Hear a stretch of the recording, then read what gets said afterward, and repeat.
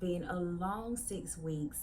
I have just been MIA, focused on being a mom, bonding with my baby, and just enjoying the off time that I had. Now I'm back and I am here with this video about recovering from a C-section and all things postpartum. So we're gonna start with the tips. Here are the things that I recommend when you are going to get a C-section. Number one, don't believe the hype.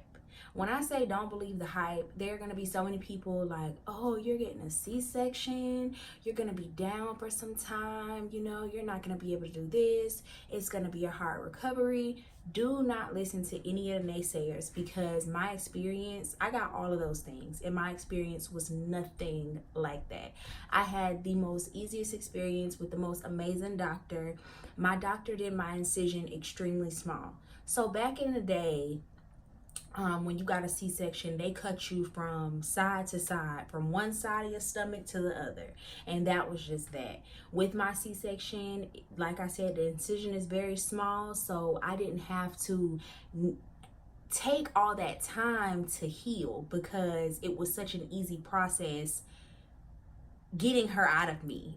And on top of that, my doctor was amazing. I made sure that I had a really long talk with my doctor about my concerns, and that's another thing. You want to make sure that you get a really good doctor. So my doctor is named Dr. Chitriki. He is over the moon and back. Like, honestly, if I were to move away, I would come back specifically so that he could deliver my kids. That's how good he is. He makes sure that you feel comfortable. He makes sure that you are in a great environment, and the whole time he is just concerned about your health and your baby.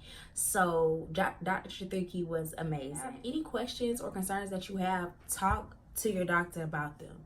You don't want to go into a situation scared out of your mind and you don't know what's going on.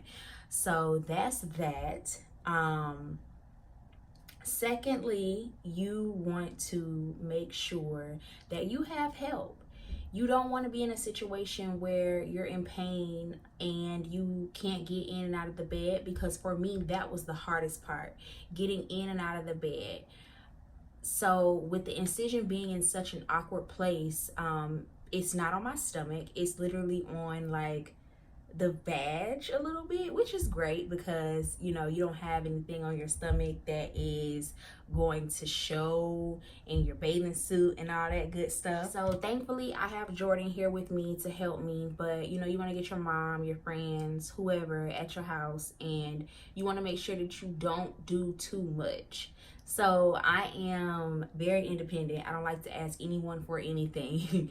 I like to get up and do it myself. But when you have that C-section, you want to make sure that you have all the help you can get, because you don't want to go in doing everything and then have to turn around and get another surgery, because now they have to stitch you back up because you didn't pay attention and follow directions. You don't want to backtrack. So take it slow, take it easy. Don't lift anything heavier than your baby. So heavy lifting and all of that, no. I didn't have a problem going up and down stairs. Like I said, my hardest thing was getting in and out of the bed. Another postpartum tip, this could be if you had a C-section or not. Don't let your family overwhelm you being a young mom, because a lot of the times your family is going to be down your throat. Oh, do this with your baby, do that with your baby, da da da da. Don't do this, don't do that. I have to tell myself, I have a big family full of women. It is not a lot of men in our family at all. So I'm surrounded by moms, people who have been doing this for years, and they think they know everything, but each baby is different. So at the end of the day, you are the mom. Don't let people get into your head. For example, my entire family wants me to put cereal in my baby's bottle. Personally, I just don't I'm not with the cereal wave. It is no nutritional value. It constipates some babies, and a lot of the times people use it because they want their baby to sleep longer, but at the end of the day, these are babies. So regardless, they're gonna wake up. Some babies, you can give them cereal and they'll still wake up. So low key, I kind of think the whole cereal idea is lazy.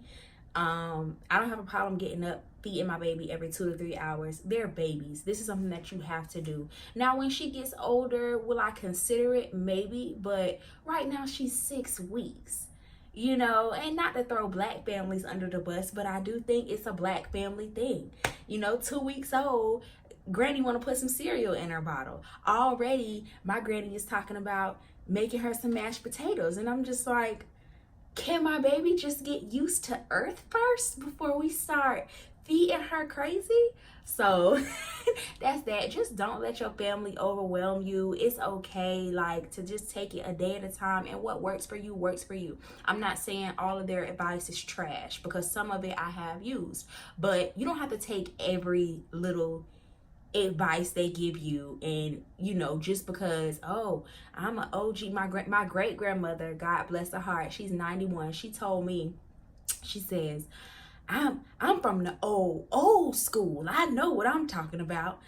And you know, that's true, but at the same time, things are so different. It's so many different studies that have been found that, you know, things that we did back then, it's not necessary, or you're not supposed to do it, or it's better ways to do it, you know? So that's just that. Another thing that can go for whether you had a C-section or not, girl, your snapback does not have to be real, honey, okay? Because I am one to tell you, my snapback was not real.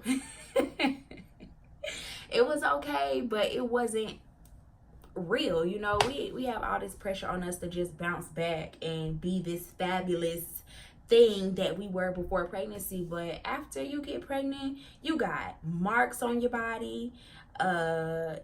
You know, of course I have my C-section scar, but I did get very, very, very, very, very minor stretch marks. Thank God. I do feel like a lot of my skin routines help with that, because it could have been worse. But your body changes, and that's okay. You just created a whole life. Power to the women who have done this 3 and 4 and 5 and 6 times.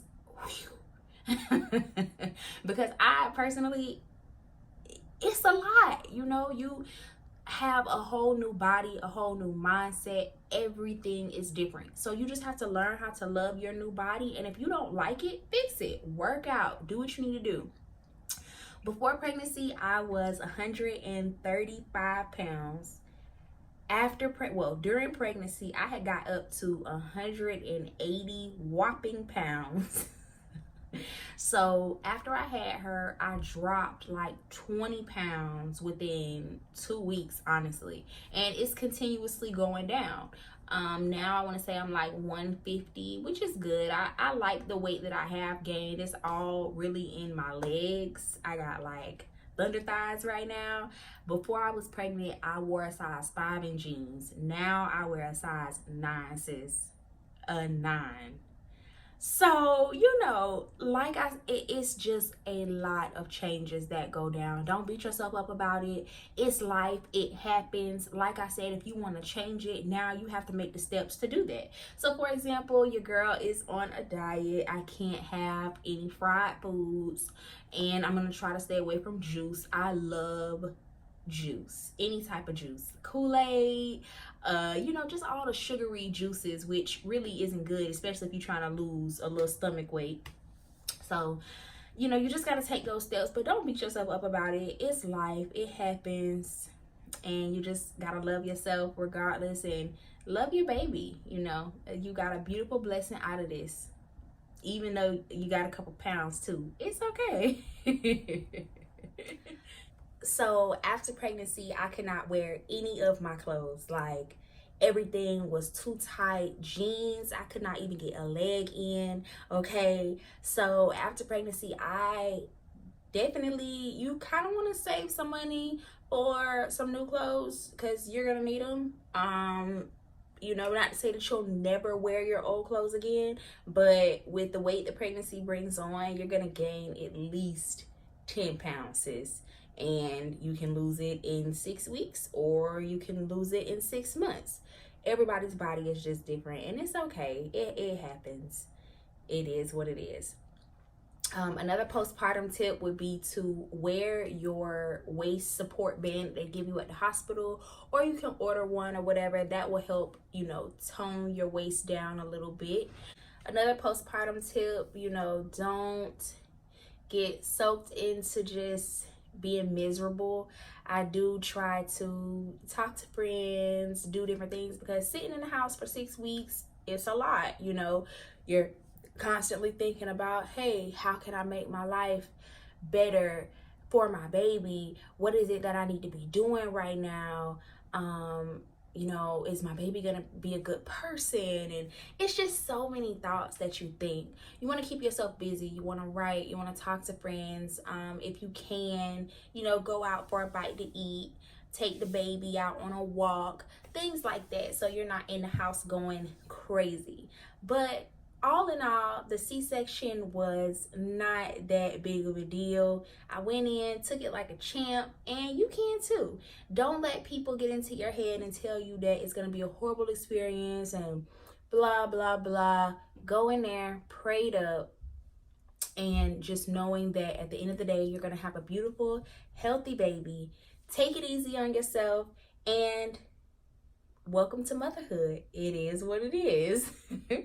So that's just that. And if you are expecting, congratulations, and everything is gonna be okay. So I hope this video was helpful for those who are having a C-section, or for those who are just postpartum sitting around watching. So thank you, and I'll see you all on my next video. Bye.